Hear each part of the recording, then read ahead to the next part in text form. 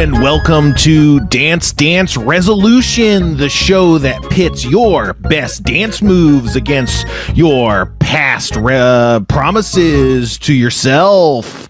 I'm your host, Cyborg Beans McKenzie, and today on the show we've got an exciting topic. We have a guest who made a resolution to lose 50 pounds and whose favorite dance is the Charleston. Isn't that interesting? And then coming up next, we have a pop and lock hip hop artist whose goal was to become the president of the earth. And we'll catch up and see how that's going. But first, as always, we like to check in with our partner, the man behind the scenes, the banker upstairs. We always have to make game show style calls. You know how the show works. Why am I explaining it to you? No, I am explaining it to you because this is a part of the show, the game show, where we explain the rules to the audience, assuming that's why it happens. And of course, this is part of that script. It happens every single episode. We say this thing, including this sentence. But without further ado, the man without whom this could all not be possible, the river dance man himself, the angel investor who dropped this football-sized dance arena into the middle of Manhattan and whose strings we all dance on like the mad puppets we are. Kevin Day, how's it going? Hey man, that was quite the buildup. I don't know how to respond to that, but thank you. It's always a pleasure being here. Yeah, man. Are there any dance moves you're excited about seeing, or any, anything like that? I really want to learn the Macarena, and I've wanted to do that since that was popular. And I'm kind of waiting for it to horseshoe back around again to be popular again, so that I can have like all this time to practice on it. But I feel like I'm going to procrastinate and not do that. I don't like to get serious on this show. It's a time for dancing and renewal. But my sister died doing the Macarena. She put her right hand in. No, that's the hokey pokey.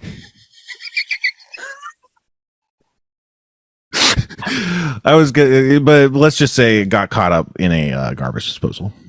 There are no survivors. What's up, Kevin? How's it going? Good.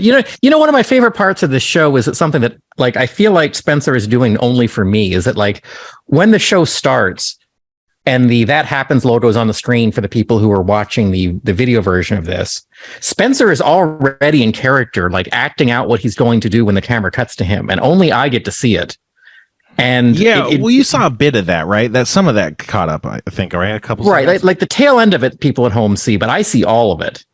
And right. I kind of feel like, that's some of your best stuff that no one else gets to see. I'm kind of thinking about editing together like some supercut of all of your before the camera cuts to you emotes you're doing. Is that the right word? You got it. Sure, yeah, emotes. I call for me they're what are they called? They're memotes, I've actually upgraded. But yeah, part of it is, there is a slight delay. I'm watching myself on the playback camera and I can see about a half second, but there used to be a longer delay. And sometimes, I don't know, it's like, I can never judge it or remember it. So I'm always like, okay, I could see on the bottom that it's That Happens splash screen, right? It's not me, but maybe it'll be me before I consciously realize it was me. So I am kind of on for that. Like I was like, this is probably too early, but it's like, I don't want to be caught late because I had the idea to be doing this. All this shit, Oh yeah. So that's what I was doing at the beginning of the episode. I'd love to see a supercut. But yeah, like, I don't know, obviously the performance is interesting. You're playing for an audience and stuff, but I think my best stuff is stuff that's not for anybody and it's just for me. And sometimes it's mumbling to myself or something, but it's like, no one's like, sometimes it's like stuff that literally like no one's around to notice, but it's like, I imagine like there's an audience there because like people would fucking find this hilarious, but it's like, it's never going to happen, but I do it just because it's like, this tickles me, which is really good. But I feel like some of my like greatest successes are kind of like that. And also I say like that's stuff that I appreciate, but I really think, I was saying like, oh, people love this, but realistically, if it was opened up to an audience or whatever, they'd be like, that's not funny. But it's like, that's the shit that I really dig. I don't know. I wish I had an example of that, but There's definitely stuff that I do. I mean, there are definitely times on Harmontown where you said things kind of under your breath that nobody else on stage heard, but everybody at home did and died laughing at. But right. Well, that was different because I know how I can get picked up on the mic, even though they can't hear it or whatever. So it's like that's an audience I was like intentionally playing to, you know? But yeah, I cut you off. Were you going to go anywhere else with that? No. I just, those are some of my favorite moments of you is that like, you know, you were making, it kind of felt like you were making a joke just to us at home. Yeah. Yeah. Well, that's the thing. Like, you know, I think, I don't know. You know, I've talked before about how like humans are social creatures and a lot of what we do is socially maneuver, and we're evolved to kind of like try and socially position to the extent we're securing our position, we're raising our position, we're, you know, neutralizing threats to our position, etc. I think humor is a big part of like cementing in and out groups and stuff. You know, like the classic example is you nudge someone with your elbow and you go like, and then you too have this connection that separates you from the outside world that you're commenting on, right?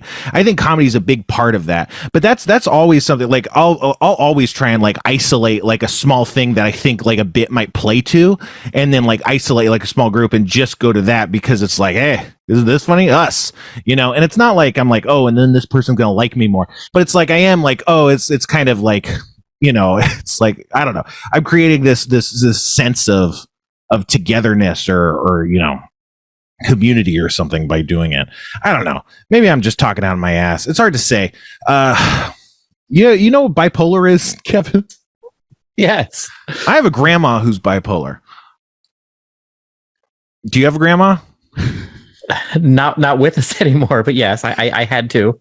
Damn. Well, what about New Year's resolutions? You got any New Year's resolutions?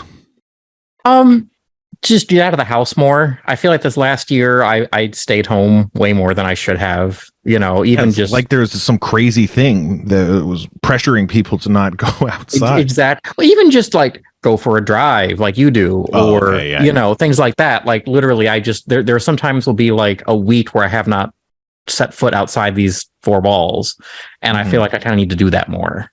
So yeah, did you make any resolutions? Yeah, I kind of have two, maybe 2.5. The first one is I want to have more gratitude, because I've always been someone without gratitude.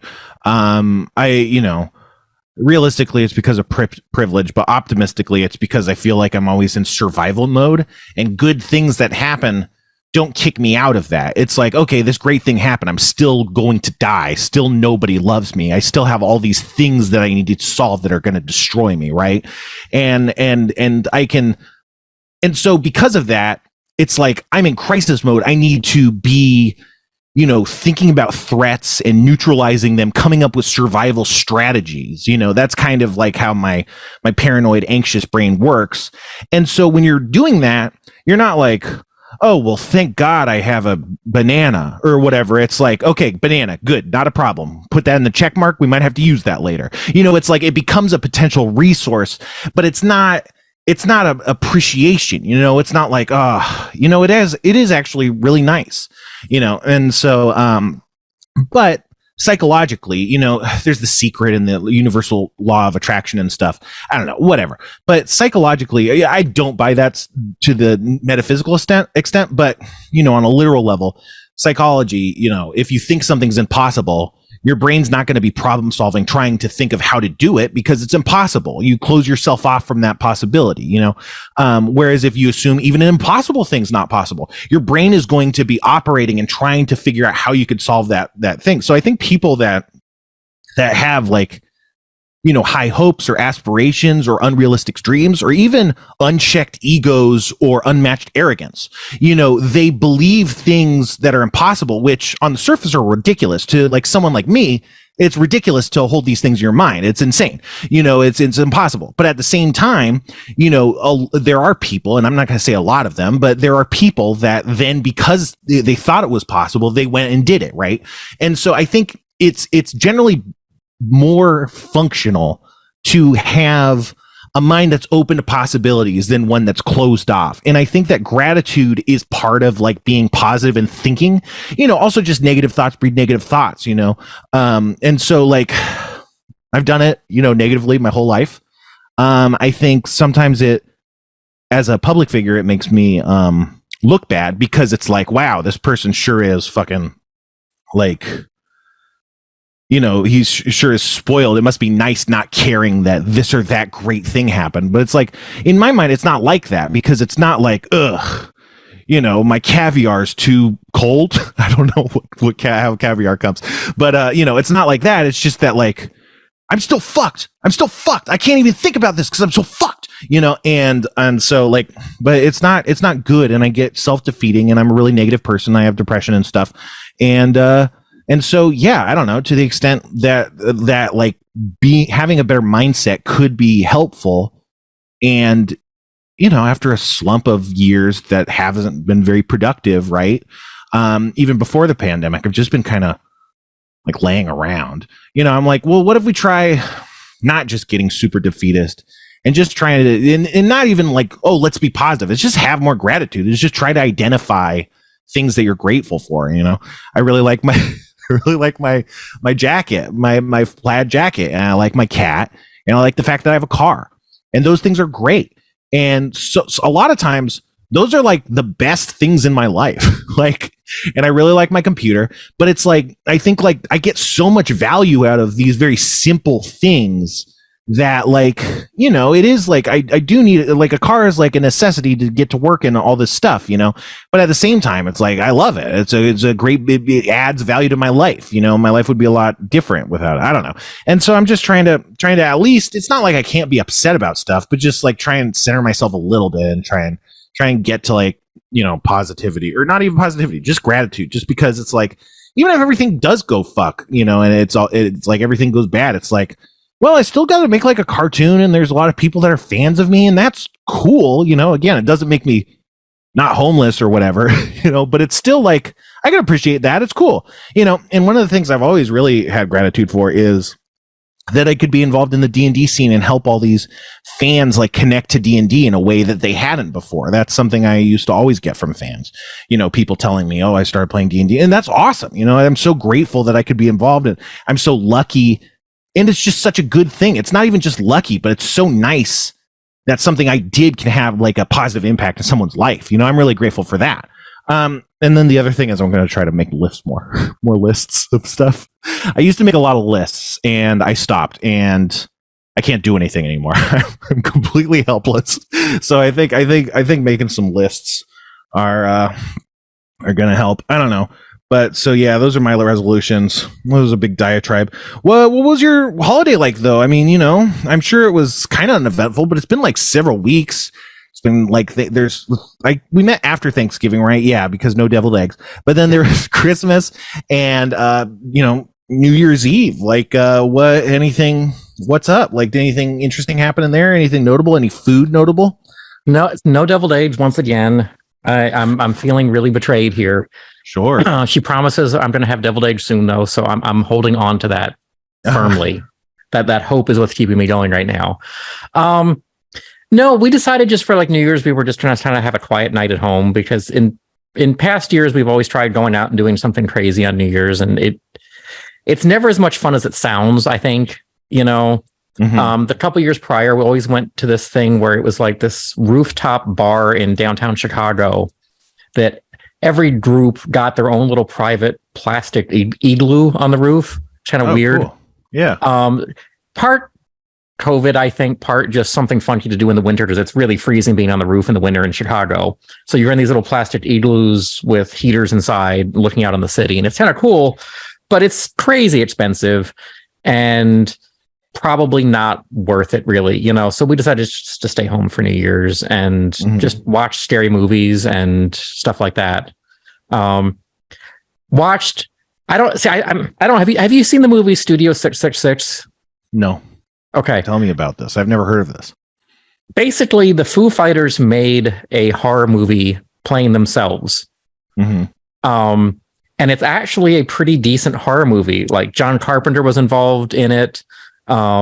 It's surprisingly good, but you kind of have to really like the Foo Fighters, I think, to get into it, because it's so many little inside jokes, and they play like their own music and stuff like that in it and things like that. So if you're not a fan, it's probably more of a skip. But if you like it, it's actually a surprisingly good movie for it being kind of this like I don't know. It didn't take itself super seriously until the end, and then it went, "Whoa, this is pretty good." Mm-hmm. But yes, the eponymous foo in it. Yeah. Yes. and there was fighting. Yeah. Thank God. What were you gonna say? But yeah, that was good. So we just watched scary movies and stayed up late watching stuff like that. What'd you do for New Year's? Well, so for Christmas, I hung out with my friend. He was gonna do something like with his family, and but like COVID happened, and so they didn't end up meeting. So he was free, and so I went to his house. I don't know if it was the 23rd or the 24th. I think it was the 24th. I don't know. But I went to his house. We made latkes, and I've had latkes a few times, but not very much. But latkes are great, and I've never had homemade latkes before, and they were really great. And he did most of the work, but I helped a little bit. And then he made steaks. He got steaks, and he's like a grill master guy. Like he really knows his way around meat. Like I like cooking. I think I like food, but I don't have practice with meat, and certainly not like grilling and stuff, But he's like, yeah. So anytime we go to his house and have food and stuff, he's like the master. He knows how to like trim and marinate and prepare and everything. He knows temperatures. He knows, I don't know. He's just a master, grill master. It's great. We had really, really good steaks. We made cream spinach. The cream spinach wasn't that good. Like not his fault or whatever. Like we didn't have like a bomb ass recipe, and it ended up fine. But I was like, I feel like, and I made the cream spinach. Like I feel like I fucked it up. Like I don't know, not I fucked it up, but I just don't think it like came together exactly. I'm not sure. But yeah, I don't know, man. So I had a really bad holiday. Like the whole time we've been off air, I was like feeling really bad the whole time. I really relapsed hard on weed. I was buying more vapes and smoking a bunch a day, and I was really high all the time. And because I was feeling sad and lonely and stuff. And then that just made everything worse. And so I was like, well, I can't. Obviously, this relapse, but I can't go back on weed for any significant amount of time. I think it's fine to like smoke socially and stuff, but like having weed, like I'm just, my family has a lot of addiction in it, both sides. And I definitely feel it like even with weed, which a lot of people don't have like addiction issues with. It's just like, it definitely has like a grip on me. And so I was like, well, I'm not like going back to smoking. I'm not going to go back to the weed store and be buying weed. There's all these reasons I quit, and there were great reasons. So I'm gonna have to stop again. And I was like, okay, time to stop. And so then getting off of it was really, really bad. I couldn't sleep. Just really irritated, upset, I don't know. Like I talk about how I hate holidays, right? I hate Halloween because parties, and it reminds me of how I'm not, fit in with other people. I'm not normal. I hate Thanksgiving because I don't do anything with my family. It reminds me I'm fucked up, not normal in the family sense. I don't like when Christmas comes around, I get sad about being alone in my personal life, not having like a partner in anything. And then New Year's, I get sad about because it's like my life's always the same. It's always the fucking same. I'm just the same person running into the same problems. I'm going to keep going around this cycle until I die at 60 years. And like none of this life will have mattered. They're definitely coinciding but distinct like feelings that happen for each holiday for me. And so I was going through that, and then when I was withdrawing from the weed, it was really, really bad. I don't know, I was just not doing good. There's a party, I don't know who threw it. I'm gonna assume that Rob Schraub threw it, but I don't know if he did. I don't know. But someone threw a party that like basically everyone I knew was at. I don't know that I would have gone, not because I don't like parties, although I don't, but because it's not good to drive home after midnight from a New Year's Eve party. And I won't drink, and I wouldn't be smoking or anything, but I'm going to get destroyed by a bunch of drunk drivers driving, potentially a long distance back to my house. So but I didn't get invited, and I was like, well, why did I not get invited? It seemed like a big party. Like, it's not like, I don't know, if I was throwing a party and I was inviting like 12 or 13 guests and you were maybe on the list, and I was like, oh, Kevin doesn't like parties, I'm not going to invite him. That's like one thing, but it's like, if you're inviting 50 people, it's like, Why are you going to stop over Spencer's name and go like, oh, he's not going to just send the invite? Like, it's fine. I'll say no. Like, you're sending 50 invites and you're like, nah, I'm going to skip. I don't know. And again, this is all assumptions. I don't know. I don't even know who threw the party, but that felt really bad. And again, when talking about like all these things, you know, no friends, no family, no connections to people, same old, you know, it's like, I was just seeing like the cycles repeat and stuff. And so, yeah, it was really bad. And then January 6th happened and I was rejuvenated. No, but I don't know, completely randomly. And I have to assume it's just because I've been off weed, but randomly, beginning of the year, also because the holidays are over. And I think, we've been getting all this rain, but we're getting a little bit of sunshine and stuff the past day or so. I don't know. Anyway, the past 3 days, I'm feeling like better than I've felt in years. And I don't know why. Which is why I brought up bipolar. Am I bipolar? Is this what we're finding out? My grandma was bipolar. My dad might be bipolar. And so maybe I am, because it was a huge fucking swing. I'm like really feeling as good as I ever have. I record these video reviews for my YouTube. And I recorded one when I was in this good mood. And immediately I was like, I'm talking, even this podcast, like you could probably corroborate. I'm talking like louder and more animatedly than I do in most of my podcasts. I'm usually more low key, laconic, And so I was doing the video and like I did the intro and I like stopped mid intro and started laughing because I was like, why am I so enthusiastic? And that was like the best video review I've recorded out of all of them. And I was like, oh, it's because I'm like in a good mood, I guess, and I've been in a good mood the past few days. Well, one of the things is I've been developing this thing. I don't know how much I've talked about it. I don't want to talk about it too much, but I've been developing this project and it was stalled. There hadn't been notes for a while and we got notes. And I think that's another part of it is it felt like we were in this mire with no direction, no idea of what's happening when. It had been like 3 months without hearing back notes on this step of the project. And then we got the notes and it was like, so for that whole time, I was like, is it dead? Are we dead? Is nothing happening? Am I going to have to get a job or whatever? And then notes came back and it's like, okay, we're okay for a little bit longer. I mean, all the pressures are still there, but conceptually, it's not like, oh, we again have direction. We have movement in a way where we were just kind of like out at sea, like dog paddling, hoping someone's going to come up. And so, all these things, I'm in a really good mood. Yeah, so let's hope it lasts. Let's hope it's not bipolar. That wouldn't be good, right? But yeah, I'm feeling good, and hopefully, that's coming through on the podcast a little bit. But yeah, I don't know. I've been having a good time. I don't know, man. But there's something I wanted to say. It was to the fans. You're all pieces of shit. No.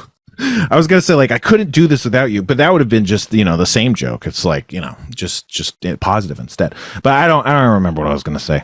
I don't know. The Nazis are after it again. You hear about they finally got rid of the Brazilian protesters at the the Brazilian State House or whatever the fuck. But there was a January 6th style coup attempt or whatever at the Brazil. It was Bolsonaro's people who came in. I think they're cleared now, but it's weird because Bolsonaro, I don't know. I'd have to look at the name to be able to pronounce it right. It's a weird, but that guy, he had people at the White House, like when January 6th was happening, like he had people taking notes or some shit. Like with Ivanka Trump, like they're talking to each other, trading notes, and he was like watching it all happen. And then, now it's happening over there, and it's great, and Americans invented eugenics and we exported it to fucking Germany and created Nazis. And now America is inventing fascist coups, and we're exporting that to other countries as well. It's great. It's great. I can't imagine anything's going to go wrong. And the economy's great. The Dow lost like 300 points because of strong jobs data. You hear about this? No. Americans are too employed. They're making too much money. They're starting to finally collect and push up against the massive boot that's been crushing them into the dirt. That's not good for Wall Street. Jesus Christ. We're fucked. What are we going to do? We have all the money in the fucking world, but these people, they want table scraps? Jesus Christ, we're fucked. I don't know. It's so, the whole fucking shit, everything's so fucked. Speaking of which, D&D has a new open gaming license on the horizon. Seems like bad news. I don't know. So, how do I explain this? I don't know. You know anything about this, Kevin?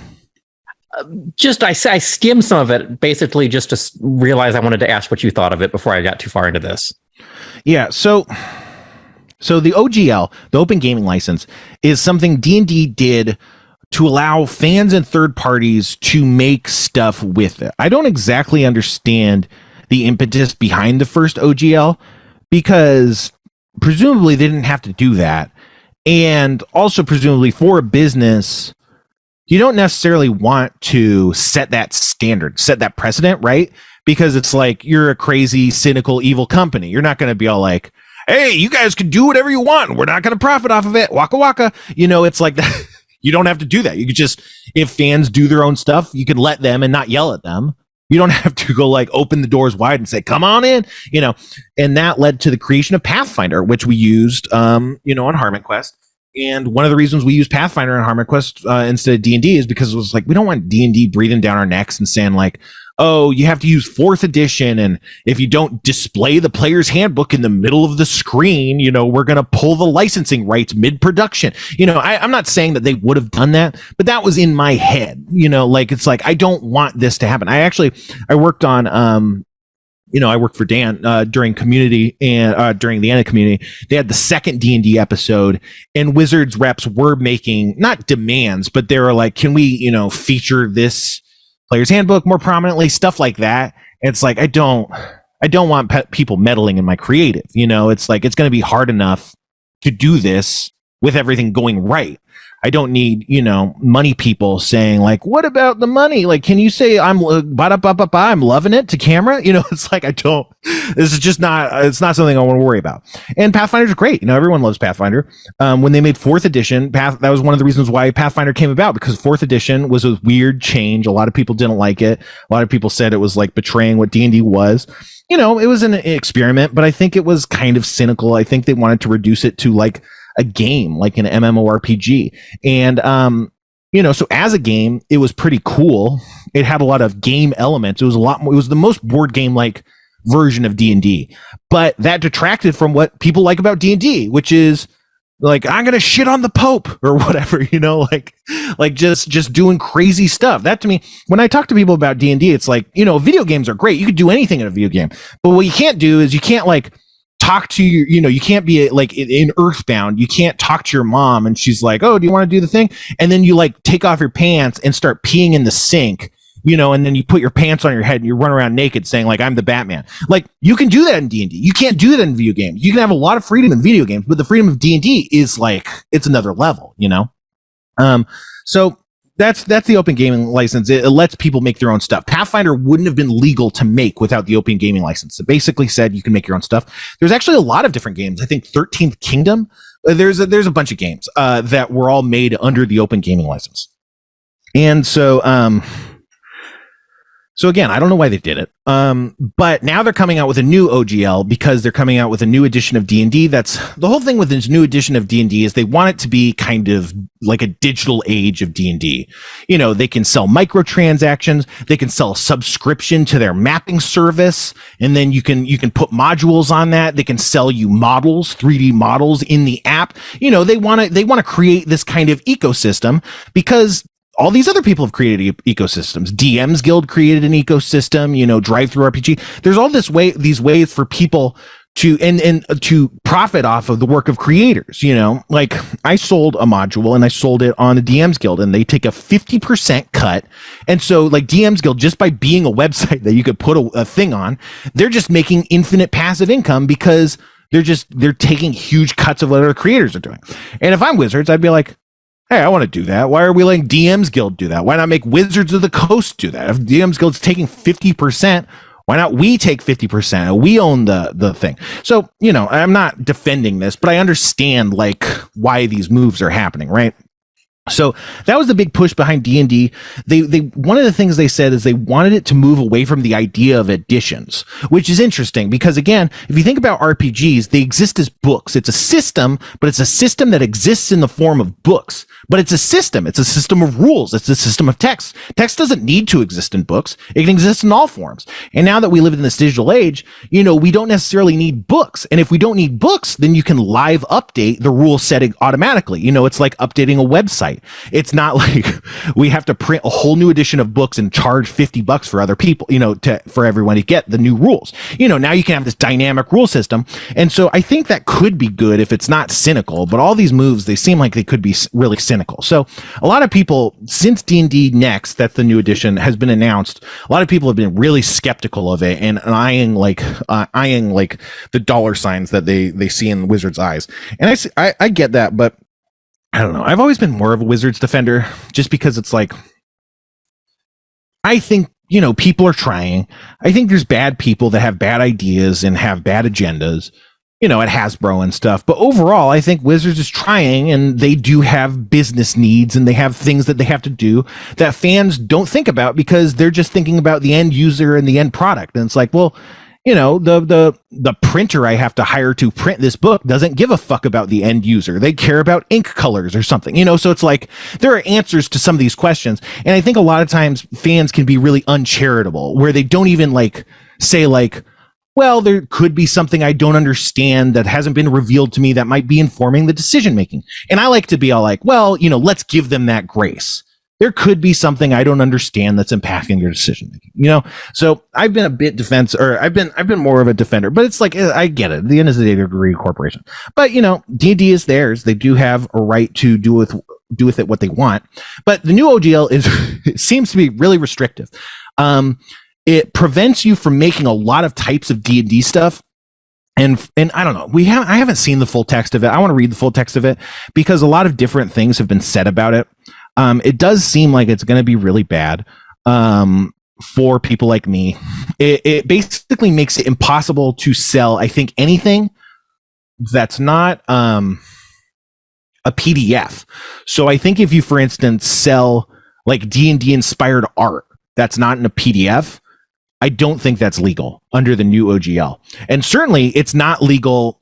And so another thing, there's been a lot of changes. So early on, they said that the OGL only applies to the new edition, but now they're saying that it retroactively applies to all editions and it replaces the old agreement, which I don't think people thought was possible, but apparently I think they do have legal standing to do this. I don't think you could sue them and say no, this isn't possible.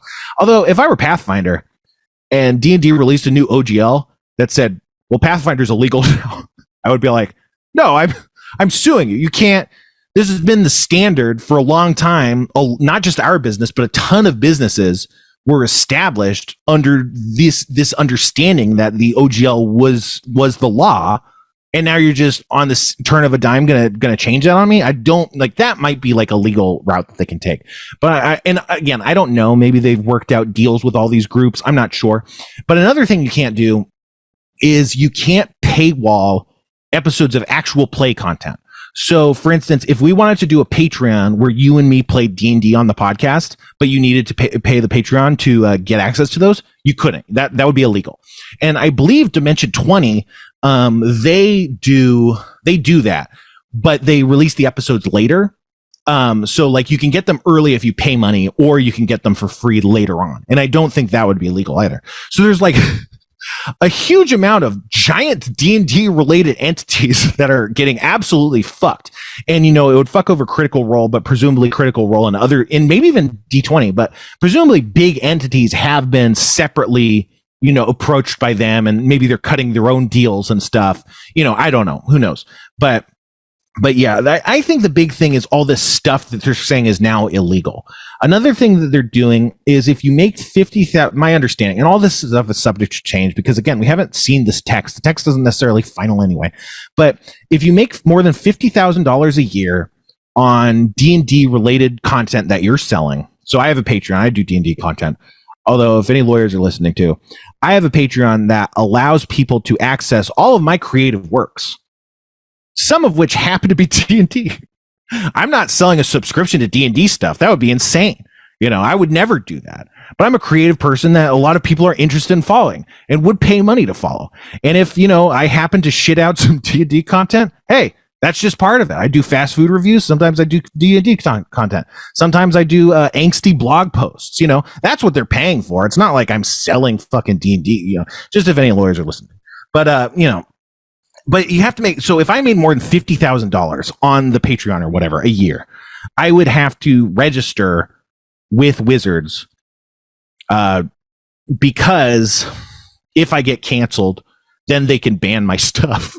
Which is like, that's another part of the OGL is that they can revoke your ability to make stuff if you do racist and homophobic stuff and stuff, like, which I think is good, but I don't know. It seems like a weird precedent, but I get why they want to make a control. Imagine like fucking Steve Bannon starts a weird D&D podcast about like trans people or something. It's like, it would be nice to be able to put our foot down and say like, no, you legally can't do that.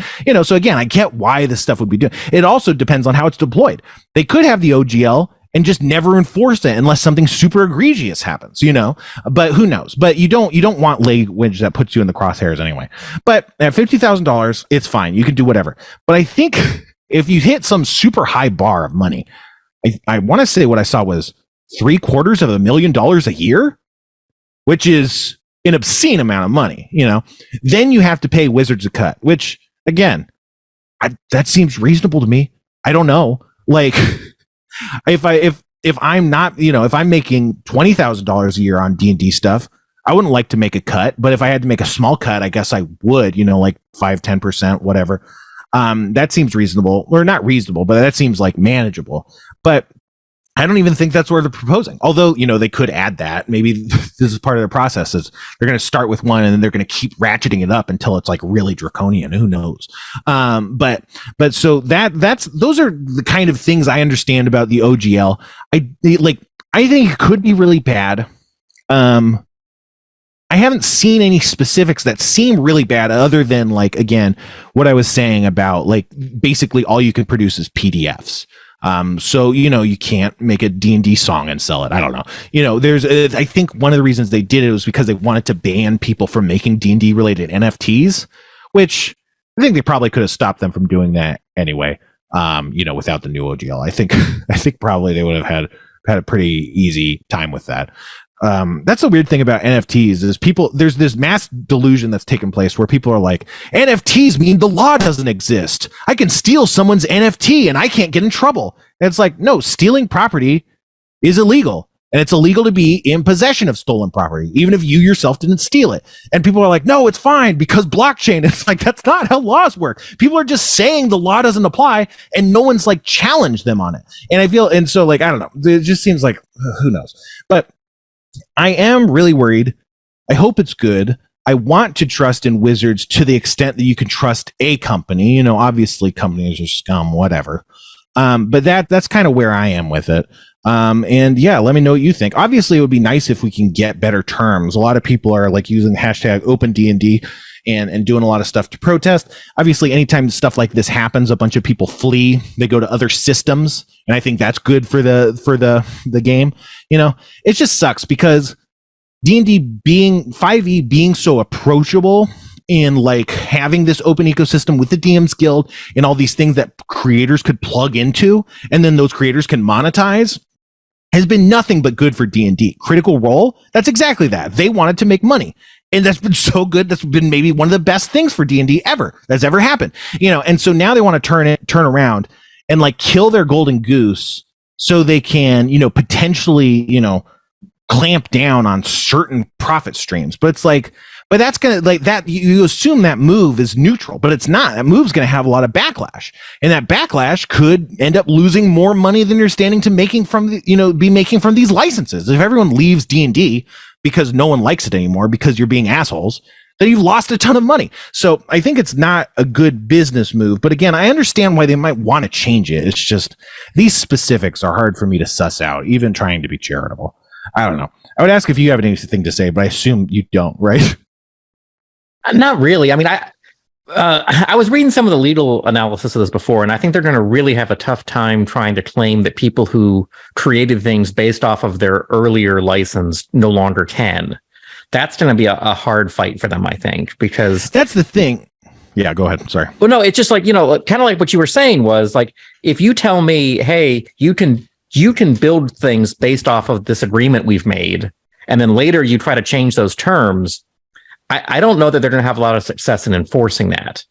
But they definitely can say that, this applies to newer stuff. But I feel like they're going to really hurt themselves if they try to make this retroactive. Yeah, that's the thing. And I honestly think it would be good if Wizards was the center, if Wizards did own the DMs Guild and stuff, if everything had to go through a storefront they owned, I think that would be fine. Other than like the applet of it all, you don't want them like being like, oh, your app was rejected because it had pants or something, like weird arbitrary decisions like that wouldn't be good. But I do think it's weird that you have all these storefronts of just random companies that are cleaning up for people that are making explicitly D&D content for D&D audiences. I think it makes sense for Wizards to get a slight cut of a marketplace like that, but yeah, again, I don't know if that's what it's doing. It's obviously not good to have evidence like this. I'm admitting evidence into the public record, but if without it, it's like, yeah, it could be like, I didn't hear about the OGL.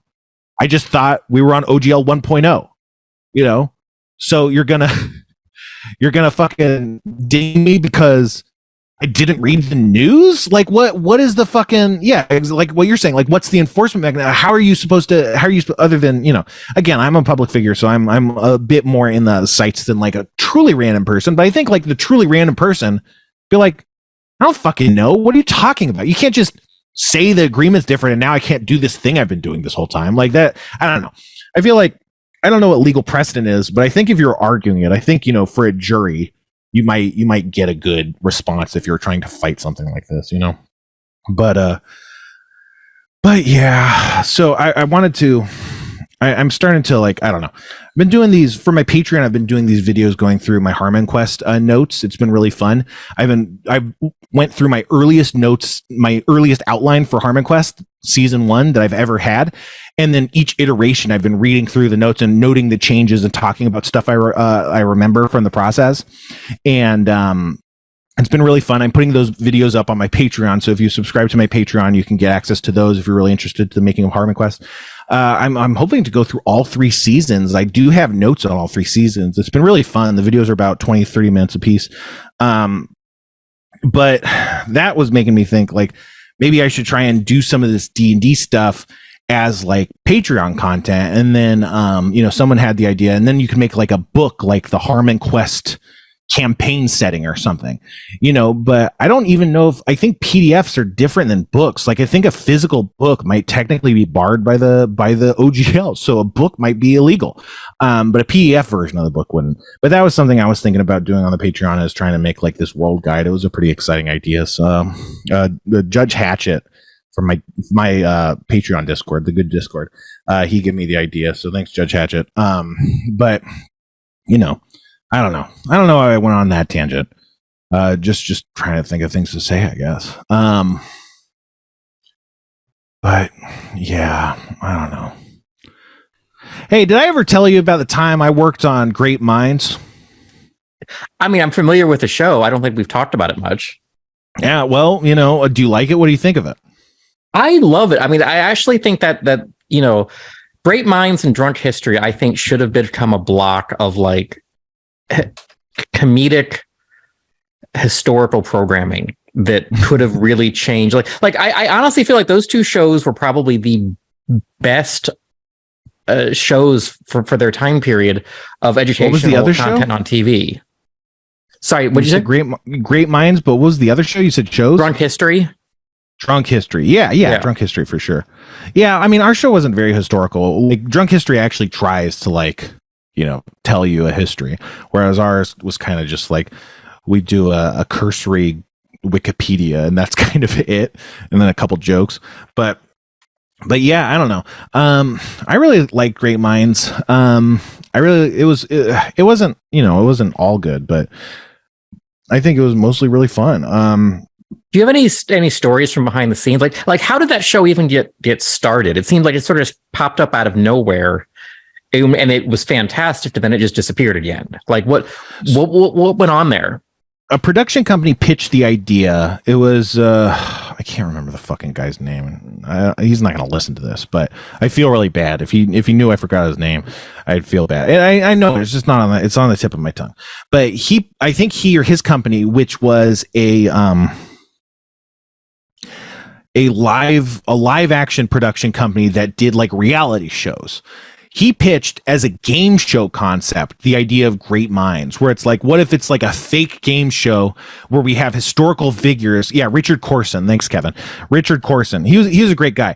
What if we had a fake game show with historical figures that come on, and it's just a premise for like comedy, you know? It has the auspices of a game show, but it's mostly just jokes. And so they got the green light to do that, and so Dan and me and Steve went to New York to shoot the Great Minds, game show. But for whatever reason, it's like that didn't work. I don't know why. I don't know how that decision got made. But they were like, what if it was more of just like, a single cam kind of like comedy, like a fiction, not like a game show, And then I think that's when I think this was Dan's pitch, but I'm not sure. It's like, what if I, was trying to do it, and we got a time machine, and I interview the people, and I'm like a comedic kind of character who can't help himself. I'm like, low status or whatever, but I'm the boss. And then Spencer's like the science guy who figured out how to do it. I don't know if it was Spencer, like was the initial pitch, but it's like, what if there was a science guy and he made the time machine or whatever that made the historical figures, and it was comedy, because I think that's what they wanted, right? It was comedy for their block. So then we got the go ahead to do that. And so, yeah, what would happen was they would write the script, and Dan would show up on set and look at the script and be like, this sucks. This doesn't work. And he would rewrite the script every morning when we'd come in to shoot an episode. And we'd have to figure out what locations were already booked, because they wrote it and they did the whole pre-production assuming they were going to shoot the script at the locations, right? And so they're like, okay, what locations do we have? What's our schedule like? And then it would be like, what if this happens? What if that happens? And then we'd rewrite the script, and then the talent would show up, and it would be like, the script is 100% different. They'd be like, what?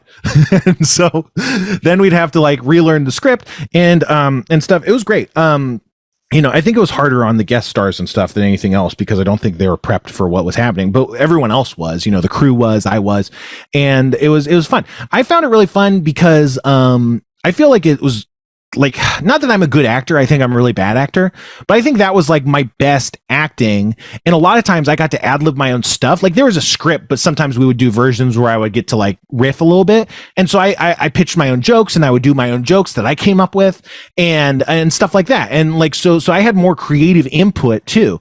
And it was just, it was a lot of fun. It was just, I don't know. I do have a story that this is like, I don't know, thinking back on it, it's like, I don't know what I was thinking. But so preface this story is I have a huge celebrity crush on Gillian Jacobs. I don't have a lot of celebrity crushes, and I don't get antsy or weird around celebrities very much. Like I don't get that, celebrity kind of stunned star quality thing or whatever, really. But with Gillian I do, but just because she's super hot and funny and nice and perfect, but she came on to do the show, and Dan wanted for part of, I don't know why. I think it was because I don't know why. I think it was because I was a clone, and so I was going to explode, but like he wanted me to take my clothes off and like taking my shirt off and start to take off my pants before like I got stopped for whatever reason. But like Gillian was on scene, like she was in the scene, and I was like, I don't want to fucking take my shirt off in front of Gillian. I'm like fat, And then Dan was like, what the fuck? And so like we were arguing and stuff, but it's like, man, you come in and rewrite. It's not like we had time. It's not like I had, advance notice to know that this was going to happen, and I could like voice my concern. Then it's just, it all happens like on the day, and now all of a sudden I have to I'm not a fucking actor. I got roped into this because I'm your assistant. Like, it's not like I was like, oh, I'd love to play the part of, and I'm very grateful. I love being in that, whatever. But again, it's like when it's not like, it wasn't my idea and stuff. So it's like, I don't feel like, it's not like an actor shows up on the day and blows up the rehearsal because suddenly he's uncomfortable with something that's been in the script the whole time. I felt like at least, I think it's a little silly because it's like, come on, what? She's gonna not see her shirt off and now she'll date you or something? Like, come on, whatever. But but I just, it made me really comfortable. So we just changed the scene. So I started to take my pants off without taking my shirt off on, and then it got stopped. So whatever. It probably would have been funnier with the shirt off, whatever. But it's just like, maybe if I had time to think about it beforehand, certainly if it was anyone but Killian, I definitely would have done it. But yeah, that was a bit of a not a great thing. But yeah, I don't know. I really like doing it. It was a lot of fun. I like being on set. I just like the whole process. Even the rewriting on the day was fun. It was cool. I wanted to do more. I know I wrote the outline. I don't think I wrote the script, but I wrote an episode, like a spec script for season 2. And this one was, I was actually going to play the historical figure and myself in the script. It was also just to try and like practice writing too a little bit. It was, just because, I'm not a good writer, but, so the premise was we bring back Rasputin, Rasputin, and I'm Rasputin, like Spencer is Rasputin. So like I'm doing like the Eddie Murphy thing. I'm on in 2 places at once, and I'm like Rasputin. I'm just this big, like nonverbal, scary looking, violent person who is then like immediately, like I'm like a serial killer kind of thing. I'm like holding the whole crew hostage because like I have guns or whatever, and I'm just very dangerous. And so I'm killing like production staff, and it's kind of funny that like Dan's like, God damn it, like we're not gonna shoot, like we gotta finish this episode. We're trying to shoot Rasputin before he explodes, because that was always we made like future clones of historical figures that would explode in like an hour or whatever. That was like the premise. And so it's like, so that was like kind of the game, is like Spencer would be killing people, or Rasputin would be killing people, and then Dan's like, Jesus Christ, when is this gonna stop? Like, come on, we're killing daylight, and then like I quit because I get stabbed or something, and I'm not feeling appreciated by Dan, and he's only caring about the the show. And so then it's just Dan and Rasputin, and then I think like I don't remember how we get to the ending. Oh, but because I think like Dan goes looking for me to like apologize. And like I'm at an arcade playing Dance Dance Revolution, tie into the beginning of the episode. And I'm playing Dance Dance Revolution. And for some reason, Rasputin starts playing Dance Dance Revolution. And so then we're doing Dance Dance Revolution, like we're having a Dance Dance Revolution off. And then he eventually explodes mid like Dance Dance Revolution. And that was like the end of the episode. And so that was like a spec script that I think is pretty good. Obviously, like this is a loose pitch, but I think that could have, like, if we ever did more, I think that could have been shot. Maybe you get another character, maybe you get it's not me playing that character, but I think the premise is sound. Like for what that show was, I think it fit pretty well in the milieu of it all, but I can't really remember too much more about it other than just the set was awesome. Like the people who made the set like had so much fun, and I just think it looked really good the whole time. And it was just fun to be in that set with all this science stuff. And because I was the science guy, like, so I had a science station, and there was like, I could flip switches and shit, I could like do science stuff, and I don't know, I could do business. It was fun. It was a really great time. And that's probably partially why I wanted to try and like do a season 2 and like trying to, maybe I write it and we don't have to rewrite the episodes every time because I'm a good writer, maybe, I don't know. That was kind of the dream. But yeah, so that's kind of it, great minds. They say they think alike. You hear about this? I was such a huge fan of that show, and I really hope that one day there's more of it, because it really did like introduce people to historical characters that might not know about a lot in a way that makes it really approachable and interesting to somebody who has no interest in history. Yeah, I agree. I think there was definitely a lot of figures who I knew like little to nothing about, and it was just kind of interesting learning about them. And I think the guests seemed to mostly have fun, although like, I think there's people that were more prepped than others, and the people that were more prepped were like, come on, man. And I remember Thomas Middleditch had to wear this crazy hairpiece that was really uncomfortable, and he was like in pain all day. I remember that. Well, all week, really. But yeah. Did you have a favorite episode? What was the? No, not really. No, I don't like. I don't know. I mean, they were. I think if you got to watch one, it's got to be the JFK one, just because of the spiders and Steve Levy and everything. That one worked really well, I think. That's what I was actually thinking about. That's if I was going to say one, that was the one I was going to say. But almost mostly because I don't remember a lot of the other ones. So, and I definitely remember that one. And yeah, that's just such a weird, escalation, a weird direction for that to go. I don't know, man. But what isn't a weird direction to go? Soda. That's right, Kevin. It's time to drink soda. I know you know that we haven't talked about this beforehand. But I do have a Coca-Cola in my fridge. We're going to review Coca-Cola. No. You know what I have in my fridge? A fucking Buzz Ball. Do you know about Buzz Balls? I've seen them, but that's about it. All right, go fill time. I'm going to go grab the Buzz Balls. Hold on. Okay. So I am drinking today the Real Sugar Mountain Dew, which I'm not entirely certain I really taste or feel any difference behind it. I think it has a slightly different mouthfeel, though. So if you're not from the US, a while back, we've replaced everything with corn syrup here. And then a couple years ago, Mountain Dew started selling, they called it Throwback originally, but now it's just called Real Sugar Mountain Dew. And I buy it not because I really think it's healthy or anything, but just because I kind of feel like, I don't know, it's slightly more like it was, I remember it being when I was a kid, but it's still not the same thing. I don't know. Did you hear any of that, Spencer? I don't actually. I like Mexican Cokes. I don't like the Real Sugar Mountain Dews. I mean, I don't hate them, but for whatever reason, I think they're just a little worse. I'm definitely I like high fructose corn syrup. I'm glad they invented it. People are like, oh, that's going to kill you. I'm like, nah, man, it's great. It's like sugar, but crazier. I don't know. Well, it feels like there's a different texture to it now. Like both the Real Sugar and the corn syrup one. It's just not the same. I don't know.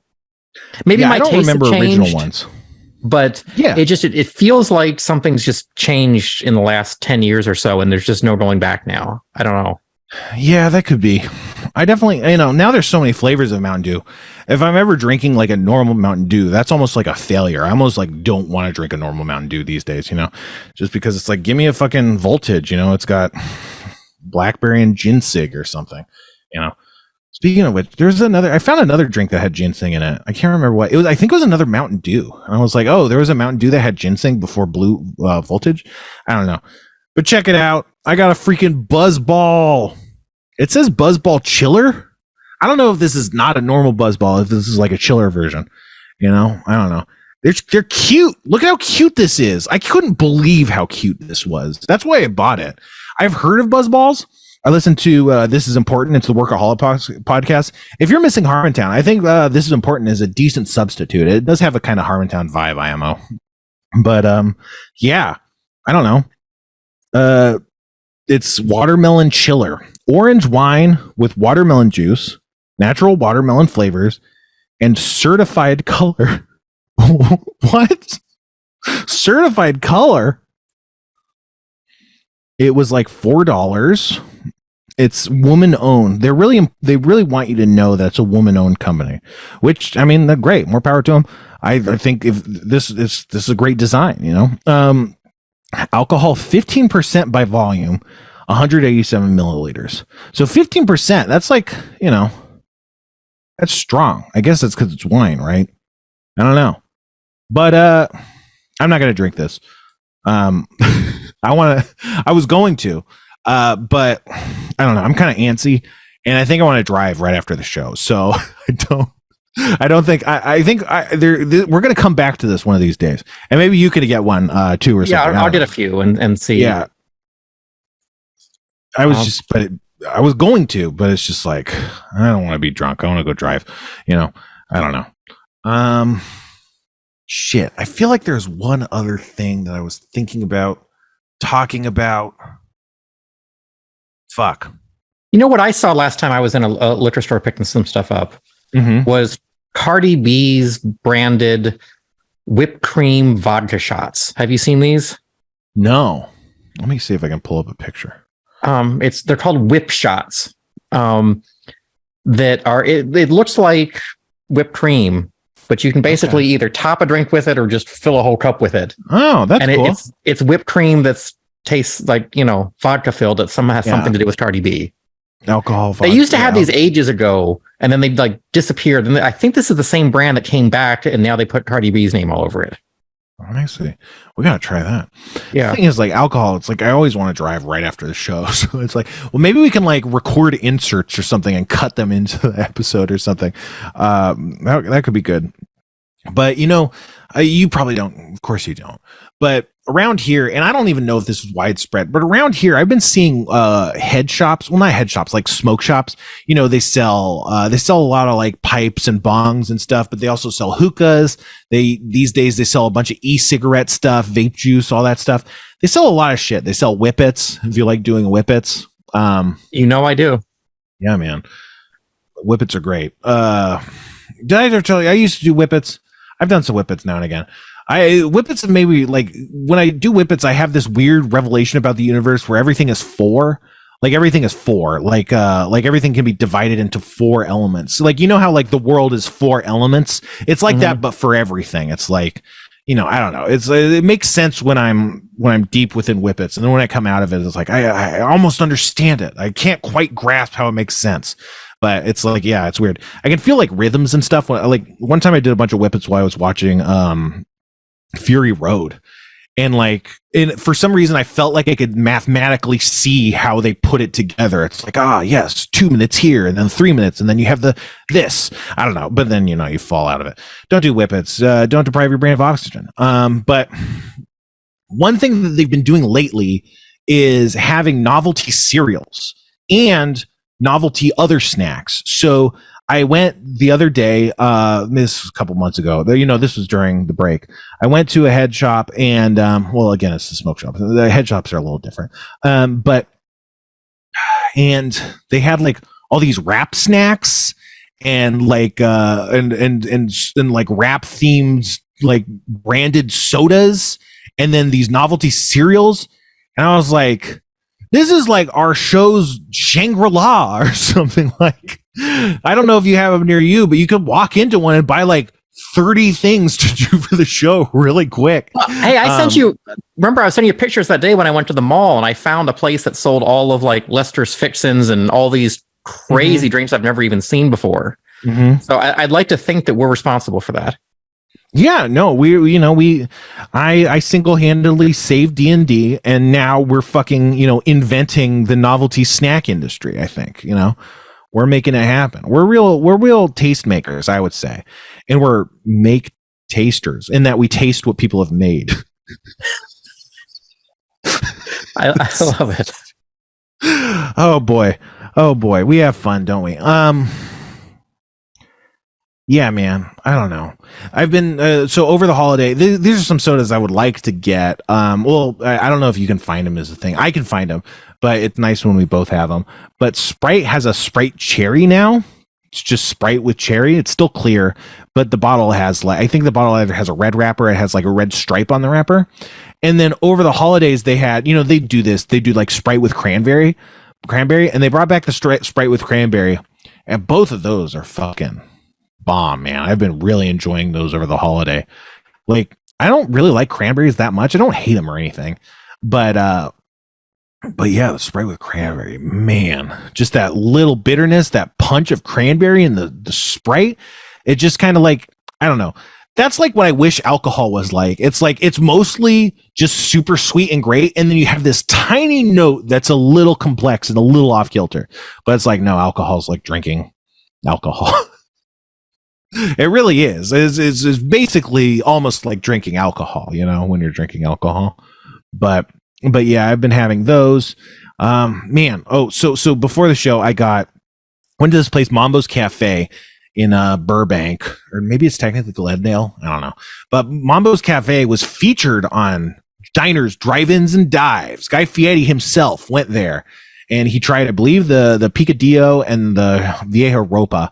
And I usually get the Mambo's chicken. It's like soy, garlic, and lemon marinated chicken that they then, I think they braise it or something. I don't know, but it has this flavor to it. It's like, and the flavors completely suffuse the whole meat. It's not like, the flavors on the outside, and then when you get the chicken and you combine the two flavors in your tongue, you get this nice, no, it's like, no, the whole chicken is like soaked in this, like it's soy sauce. I think the dominated flavor is soy sauce. So it's like this really heavy soy sauce flavored chicken. So fucking good. But today I got the Ropa Vieja because that's what Guy Fieri got. And it was really good too. It's like, it's just like stewed beef in the tomato sauce. Real good. But the standout, and this is why I love this place, is the rice. I don't know. People got to go to this place, get the rice, and take fucking notes, man. I don't know what they do. They definitely put salt in it, but I think they put butter in it too, because you get this rice, and it's like, it's literally like the most flavorful rice. It's not like flavored rice. It's not like fried rice or anything. It's just white rice, but it's salty and it's buttery and it's just so good. It's literally like the best rice I've ever had. And every time I go, their orders come with rice, but I get an extra side of the rice, which they give you a pretty nice sized tub of rice. And it's just so fucking good, dude. And I got that. And I have the extra rice. I have about half of the extra rice left. And man, I'm going to eat the shit out of that rice. Yeah, I don't even think I've ever had like buttered rice. That's like a typical thing. Like people say, like, oh, butter your rice. It makes it way better. Have you ever had buttered rice? Because I don't think my parents ever did buttered rice or anything. I swear, growing up, my mom made the best rice I've ever tasted in my life. And I've asked her so many times, hey, what's your secret? What do you do? And she's like, it's just minute rice and butter. That's all it is. There's nothing fancy to it. But I can't believe that, because my memory of it is just that it was the most delicious thing ever. That's how I feel about this rice. It's honestly just so fucking good. I just like, words can't describe it because it's so simple, but it's like, yeah. And you look at it and it looks a little tiny different, but it also just looks like rice. Like, but it's just like, I don't know. You know how like rice gets sticky and there's the kind of gluten or whatever that kind of cakes up on the outside. And so it kind of looks a little like fuzzy or something. It like has a little bit of that, but it's like, it's different. If you rinse your rice first, sometimes you get a little bit of a different texture. I don't know. It's just really different. I think one of the issues is that there's so many varieties of rice, and like basically here in the US, we just eat long grain white rice for the most part, or maybe brown long grain rice, but nothing else, and I've been experimenting lately with different kind of rices. I've got this bag I haven't opened yet, but it's like this 15-year aged white rice that's short grain and supposed to just be complex flavors and all this that I'm really excited to try. But yeah, I think we need to experiment with more kinds of rice here. Yeah, I just heard something that said like in Japan, they recognize the variety of rice and you can like obtain there like up to 50,000 different varieties of rice. And then I was like, that sounds confusing as hell. Like, imagine like going to the store and seeing 50,000 different rices and being like, oh, I was just hoping to make like some beans and rice or something. I don't know. But no, I definitely want to like explore this world because I believe it. And even like, short grain rice, like risotto rice is like so different than like regular rice. It's great. It's a whole nother world, but man, that fucking rice from that place, man, it's so fucking good. But yeah, I'm glad to be in a better mood, man. I hope I keep it up. It's got to just be like a fluke or something. It doesn't make sense. I swear, like this is the best mood I've been in probably like at least a year, if not more. I don't know what's going on. You missed me. That's got to be what it is. It's a big part of it. I'll tell you that. But yeah, I don't know. I've been streaming. I didn't stream all basically the whole break either. It's just not fun because streaming is a lot like podcasting, but it's a smaller audience, so I can usually bitch about more stuff that I'm worried that's gonna come back and bite me in the ass. So, but so I've been doing D&D with my friend Frank on his stream, and what he's been doing lately is he's been freestyling on his stream if he gets like a hype train and stuff, and he's gotten so good at freestyling. It's amazing. Like I was really impressed. And sometimes he'll have me try and rap, and I can do some things. Sometimes it's funny. It's usually pretty sloppy, but it's fun. And I'm gonna start I'm now starting to rap on my streams too, on my twitch.tv/thesixler. If you donate like 200 bits, I can I'll rap over a track. And if we get a hype train, I'm gonna rap over a track. The last time I did a weird Hank Hill rap. It wasn't supposed to go that way, but something rhymed with Hank Hill, and then I was like, okay, we're off to the races, I guess. And it was, I don't know. I went back and listened to it, and I thought it kind of sucked, but I made a highlight of it. So if you go to my twitch.tv/Sixler, you could check out that rap. I was gonna post it on my Twitter, and then after I cut it, I was like, no, I'm ashamed of this. I'm not gonna post this. But if you want to see it, you can. So yeah, that's what's going on in my life. But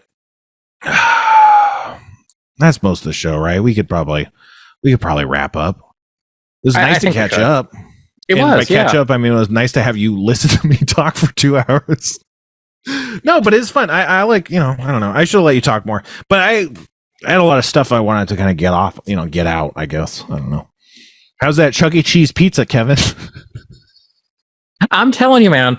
Okay, no one who I've told this to believes me, but I swear this is true. Chuck E. Cheese has leveled up their pizza so much now.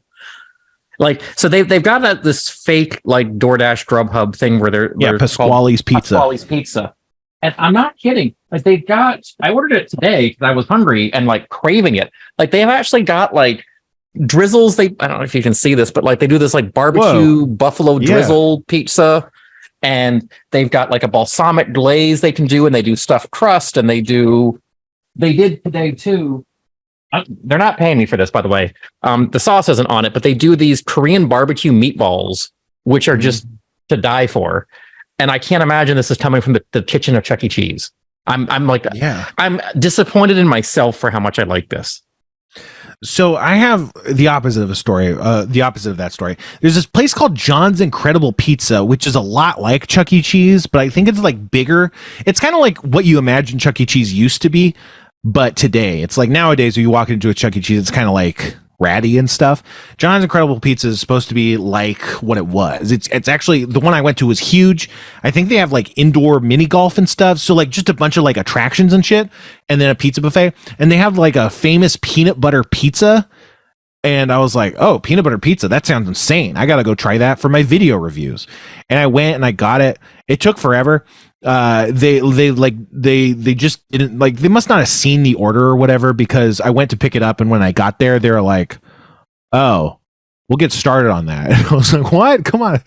It's been like 30 minutes since I put in the order. And so then I waited another 30 minutes and they got me the pizza. And it's a pizza that just has peanut butter, like with the sauce. Like it's just down there. And it sucked. It was so gross. It wasn't that gross. There's something compelling about it. But it's like, well, this place isn't going to nail it, but their pizza fucking sucked. And I was really disappointed. I don't know why I thought it was going to be good. I guess because it's called John's Incredible Pizza. But I don't know. I don't think I realized how crazy it was. I thought it was like, pizza places have an arcade. I thought it was like that. Like it was a bit more of an arcade, but it was like, no, this is like an amusement park with pizza or something. And then it really sucked. And then it was so bad I didn't even want to do a video on it. And so I didn't. So you can't see me eating the peanut butter pizza, but it sucked and it was gross. But hey, that wasn't fucking Pasquale's Pizza. Give it a try, folks. Pasquale's Pizza. Find it on a Yelp near you, right? Or a DoorDash. Check us out on DoorDash. Our show is sponsored by DoorDash. But our show's over. Check me out. Whatever. I plugged enough. Patreon.com/thesixler, I guess. Whatever. It's fine if you want to check out those videos. It's been fun to make the Harmon Quest videos. And I'm really close to, I'm basically to the point in the production where I made my little book. If you see on Harmon Quest on stage, I have a book that I'm reading from. And I still have those books. So once I get to that point, I'm going to pull out my book and make a video showing like the book, and I'll have inserts, the photos and stuff. And it should be pretty cool to see like what's actually in the book. That was like a technology I invented. I've never done that before, but it worked so well in the first season. I was like, I'm going to do that every season. It worked really well. It was a really fun thing. So yeah. What about you, Kevin? What do you got next? So up next is we're showing a TV show we can't really talk about, but if you're just watching showing some stuff. Yeah, we're showing some stuff next. And then Real Life Sci-Fi, and then Rob Schraub's Found Crap after that. So if you're not watching us live, check us out at SchraubHomeVideo.com Sundays, or the repeats on Monday, so you can see all the stuff that we didn't cut out.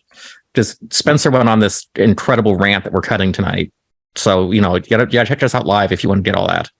And I do want to apologize to women, children, the elderly, Mets Portuguese fans, especially. That was uncalled for. Damar Hamlin. That's something I wanted to talk about. I wanted to talk about Damar Hamlin's collapse. Just really quickly, I was like, everyone's like, it's so barbaric how the NFL that we are fans of and pay money to watch them smash people into each other until they die. It's so crazy how they let someone smash into someone else and almost die. How dare they do that thing I am paying them money to do? Like, whatever. We don't have time. All right. As always, folks, we like to end the show the same way as we do every time. So until next time, beef out.